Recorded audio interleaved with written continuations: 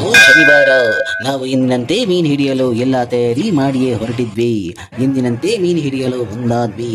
ಆದರೆ ಅವತ್ತು ಅಚ್ಚರಿ ಏನೆಂದರೆ ಮೀನಿನ ಬದಲು ನಮಗೆ ಜಂಜಿಯೇ ಸಿಕ್ಕಿತ್ತು. ಪ್ರಿಯ ವೀಕ್ಷಕರೇ, ಇಷ್ಟು ಜಂಜಿ ಸಿಕ್ಕುತ್ತೆ ಅಂತ ನಾವು ಹೂವೆ ಕೂಡ ಮಾಡಿರಲಿಲ್ಲ. ಈ ನಮ್ಮ ಗಡಿಬಿಡಿಯಲ್ಲೂ 2 ಪ್ರೇಮಿ ಜಂಜಿಗಳು ಕಾಣಸಿಕ್ಕಿತ್ತು. ಎಂದೆಂದಿಗೂ ನಾನಿನ್ನ ಕೈ ಬಿಡಲಾರೆ, ಆದರೆ ಬನಲೆಗೆ ಬಿದ್ದರೆ ನಿಮ್ಮ ಪ್ರಾಣವೇ ಹೋಗಿಬಿಡುತ್ತೆ. ಪಾಪ ಒಂದು ಜಂಜಿಗೆ ಅದು ತಿಳಿದೇ ಇರಲಿಲ್ಲ. ಈ ದೃಶ್ಯವನ್ನು ಕಂಡ ನಮ್ಮ ತಂಡ ಬಹಳ ದುಃಖಿತರಾಗಿ ಹೋದ್ರು. ಅಷ್ಟಕ್ಕೆ ಮೀನು ಹಿಡಿಯುವ ಕಾರ್ಯಕ್ರಮವು ನಾವು ನಿಲ್ಲಿಸಿದ್ವಿ. ಯಾಕೆ ಅಂದರೆ ಜಂಜಿ ಹಿಡಿದು ನಮ್ಮ ಬಕೆಟ್ ಕೂಡ ಜಿಂಜಿ ಹೋಗಿತ್ತು.